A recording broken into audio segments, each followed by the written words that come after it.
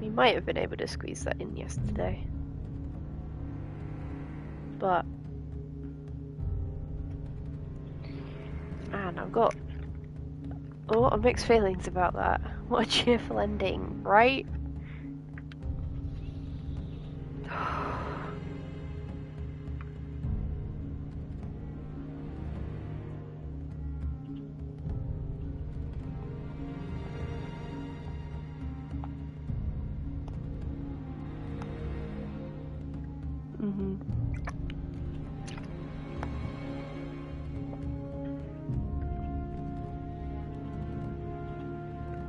I don't necessarily think that the writing is any better or worse between the two games in terms of the story.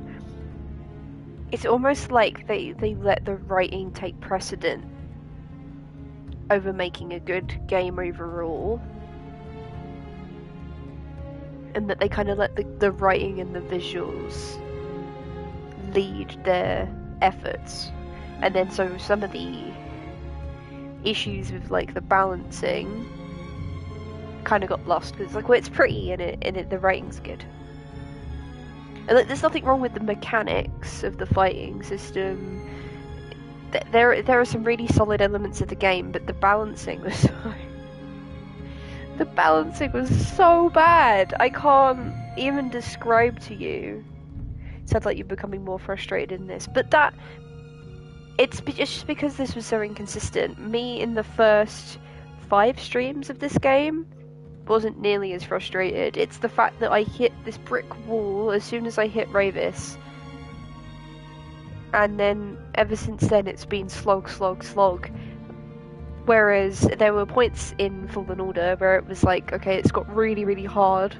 And then it got easier again. And then it got really, really hard. And it got easier again. And the boss fights felt like mountains that you had to climb, whereas in this game it's like boss fights piss easy, normal enemies piss easy, except for random points where it's extremely difficult for no fucking reason whatsoever. The traversal is occasionally a pain in the ass. Sometimes it's really confusing to know where you need to go. And then you hit Ravis, and all of a sudden the game is just torture. I played that last section on easy. The last 2 streams I played entirely on easy, which I normally wouldn't do. I'd normally try and aim for normal, but basically ever since I hit Ravis I've been on easy mode, and it's still frustrated the hell out of me. Well done for getting Rick the Door Technician down first time. Snailed that one. I did indeed.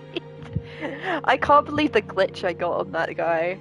Like, that's honestly, if I'm going back to Rick the Door Technician, like, mentality, seeing him stood there with a boss health bar, and then him sliding towards me without taking any steps, that made it terrifying, and I just immediately went, fuck, it's a boss, I need to kill him, and I just smashed the attack button until he died, because I only had about 2 hits worth of health left. Can't wait for the return of the Rick. He's the boss of the next game. Yeah. He's the big bad. But yeah, no, I like the writing in this game. I think that you get a lot deeper into the characters. I wish that we maybe got a little bit more of the in-between of the two in a way that's actually like nicely digestible. I did try and read the book that comes between the 2 games. I couldn't get through it. The writing in that is pretty terrible. The optional boss enemy. Yeah, and I just went kill. No, he yeah, this game there's been some really good parts and there's been some really bad parts. It's the first time I played a game and I've came away really conflicted. Like, when I played Forbidden West, I was like, that game... I don't think the writing's as tight in Forbidden West as it is in Zero Dawn, but it's a much longer game. There's only really one major complaint, and that was the arena, which is a completely skippable area, but it just means you can't access some of the high-level gear.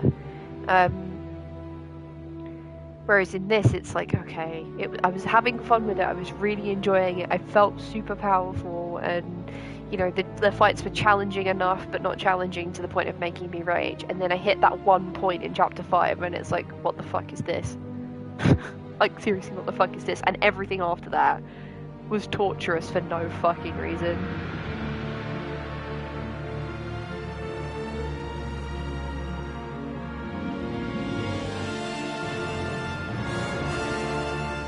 If it was that easy, then bosses are chunky meat sacks to whittle down. Yeah. I was thinking there was a point, probably the first 2 chapters. So I thought, obviously, everything up to that my sister fight was like tutorial, basically. Like, it's getting you to get back into the mechanics, and I can turn that down in my headset actually because I need to be able to hear myself think.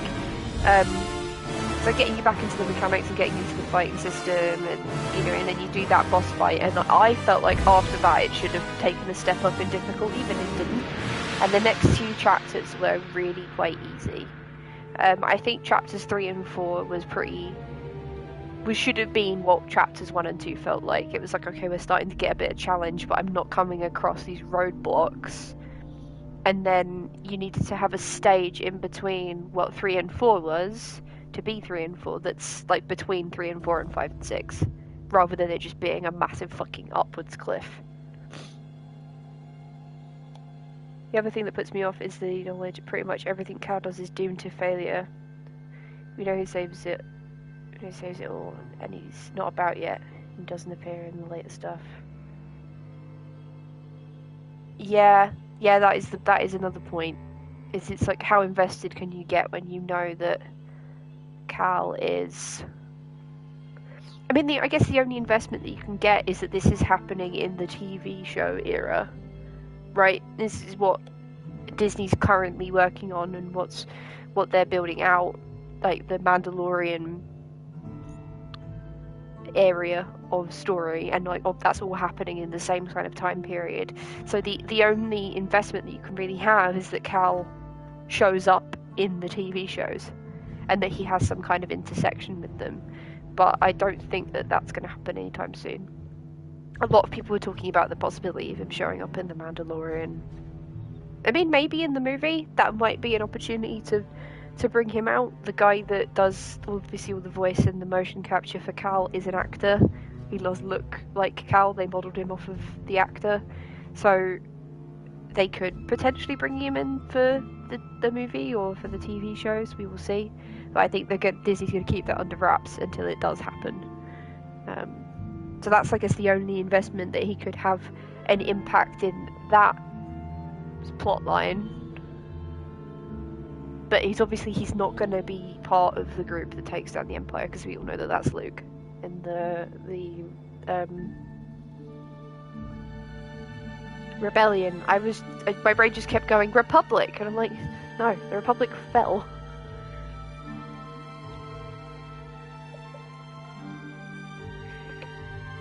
But yeah, obviously we need to read the original trilogy as being from one specific point of view. It's never been considered told from a reliable narrator, if that makes sense, because it's melodrama. And so that's why they're creating the TV shows in that time period, because it gives them a lot of artistic liberty. You say, well, these people would surely be mentioned in the original trilogy if they were this important, and it's like, not really, because the original trilogy is focusing around 3 characters, and it's going to discount the influence of any character outside of those 3 who isn't directly connected to those 3. If it's not something done by Luke, Leia, or Han, or people directly connected to them, it's not going to be included, because it's like a story based upon the recollection of people that were using those 3 heroes. It's part of the propaganda after the Empire falls.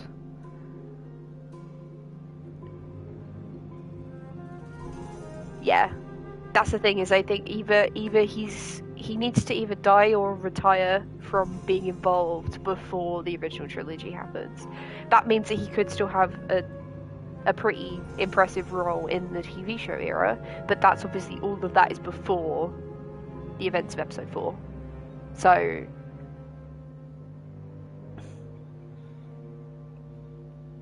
yeah, it is always going to be a weakness.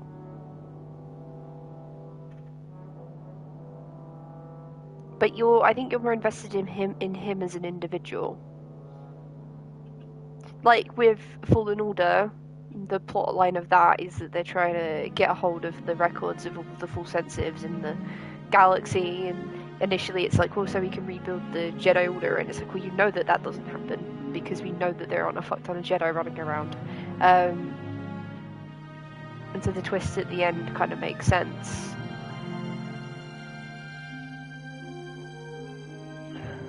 I guess you could also make the argument that they have sole control over Tanalorr now, and maybe Cal and Merrin and whatever are hanging out in Tanalorr and training full sensitives, and I guess they just hide there forever? I don't know, something has to happen.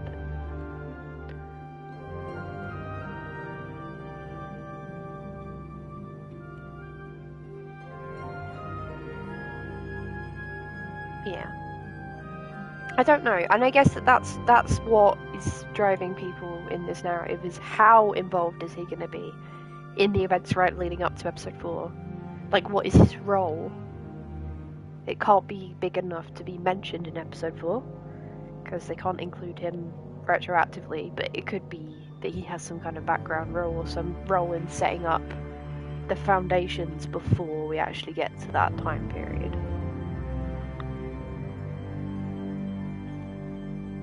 Because he's involved in... He's clearly already involved in the rebellion. He's worked with Saw Gerrera. Yeah, well, that is the foundation. Sorry, Ranger said this pre-rebellion. That's the foundation blocks. Like, he's involved with some of the major characters, but like the early stages of rebellion aren't going to be organised. It's individual groups of people that are resisting the Empire's control before it becomes an organised group. So, in some ways, he already has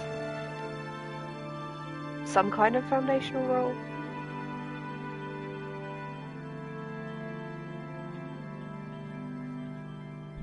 I don't know.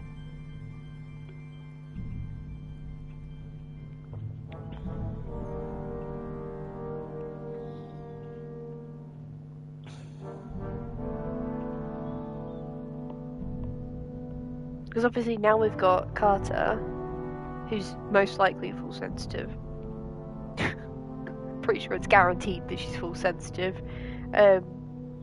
We have a very small amount of the archive, like a tiny little bit of the archive, which I question, are those books from the archive the same ones that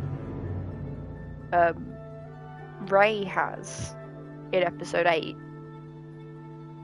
Are they the same copies?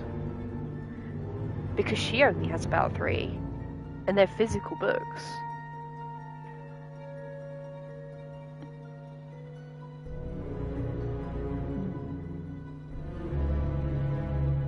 It is a question. Because she gets those from Luke.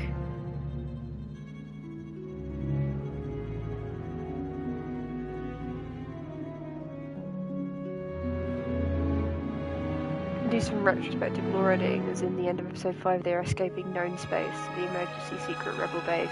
You can make the argument that could be Tanalorr.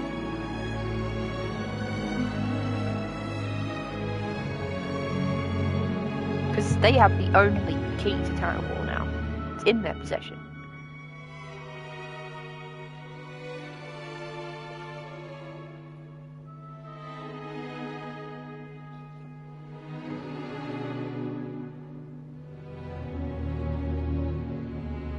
The thing is, he's talking about carrying on Seer's legacy, and Seer's legacy was not in direct fighting the... It's not openly fighting the Empire, it's conserving the way of the Jedi.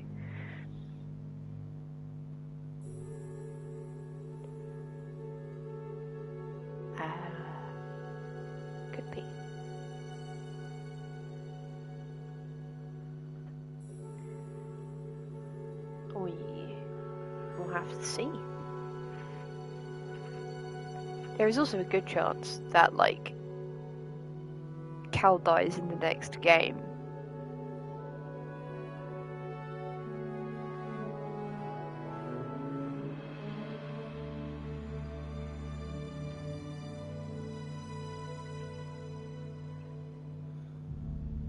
I'd expect a trilogy. Yeah, it would fit the Star Wars rules, wouldn't it?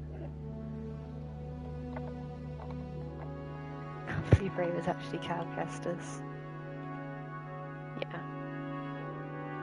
But he could die in a way that he's... How do I say this?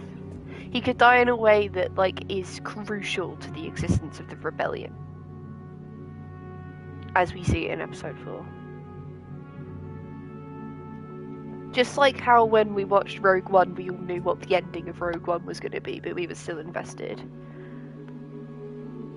Like, it fleshed out a part of the history that we had otherwise didn't know.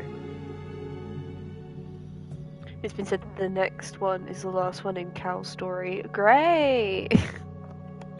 Who's ready to cry over Cal's death? It's either that or he just, like, decides he's gonna leave trying to fight the Empire and retires and just settles down with Merrin. But I have a feeling they're going for a death plotline. Either way, I'll be playing it. As infuriating as this game has been, if I have to play it on story mode, I will. Because I want to know. Like, I want to know what the end is, and I want to do it myself. Carl actually throws a full beard to set us down. The game is just Animal Crossing, but with Jedi. You can get a full beard in this game. There's, like, cosmetics and stuff. I just don't really care for cosmetics in single-player games. It seems a bit silly.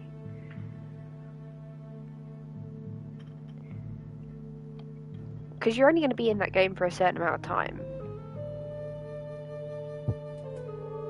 That's a lie, because I get super fussy about which armor sets I wear in Zero Dawn. That's just because I really like the Kaja ones. They're pretty. But yeah, like, when I have to, like, go and do a thing specifically just to change the cosmetics, I'm like, I can't be fucked. Multiplayer games, it makes sense. But... even then, Vader shows up in the end and kills Cal. Yeah.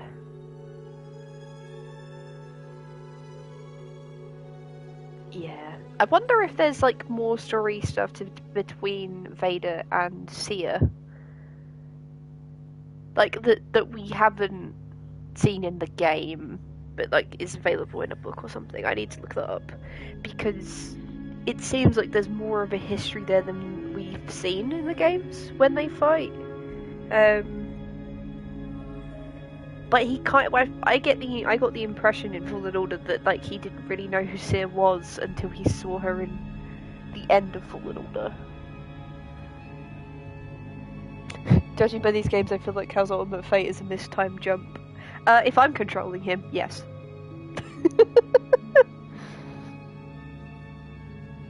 Zebra is typing away at a very high speed behind me. Thanks, Jinxed. Very cool. You get like 30 real life days to do everything you want. Everything progresses in real time. The Darth Vader just wanders towards you. When he reaches you, Cal dies. BD deals the final blow to Cal. He would never.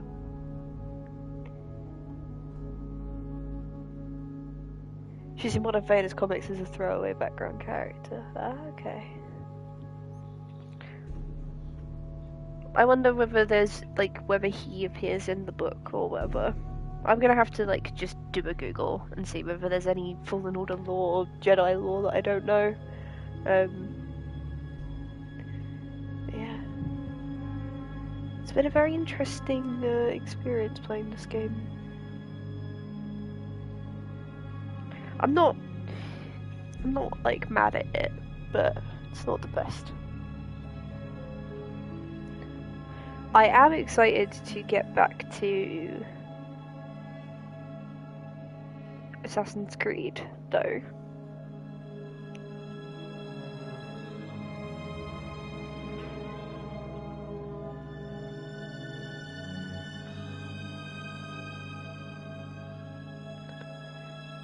That'll be...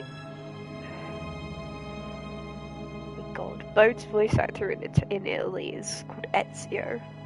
That's awesome. I want that name. I'm pretty sure she's the Jedi in the library that talks about Anakin shouldn't be on the Jedi Council. She doesn't believe he's truly some chosen one. Damn. Well, he showed her at the end, right? Suffering. Good suffering, but suffering. But yeah. This game is pretty middle of the road. I would say that the last one was pretty solid. I didn't have that many complaints. Except for just Cal's decision at the end. I could completely understand his decision at the end of Fallen Order to not rebuild the Jedi Order and gather up all these children, but destroying the records that the Empire most likely had a copy of?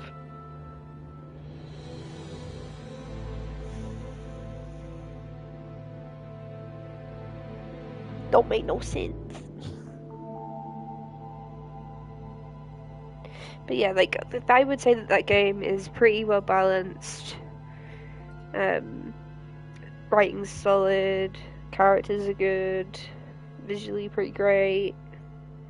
A lot of infuriating moments, but it's meant to be an infuriating game, and then this game is like too easy and then too hard. That's kind of my summary. There's not actually a balanced time in the game.